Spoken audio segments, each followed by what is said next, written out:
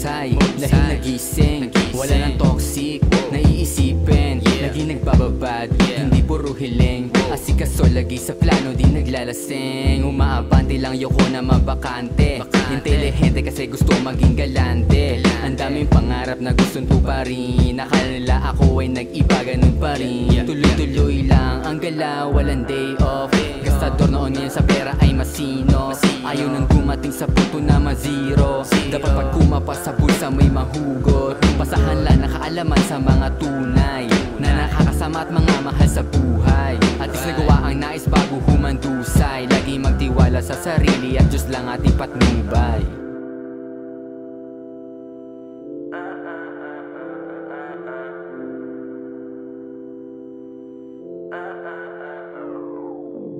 Kahit ano man ang era, magbago ang tema, lagi nakatutok sa pera,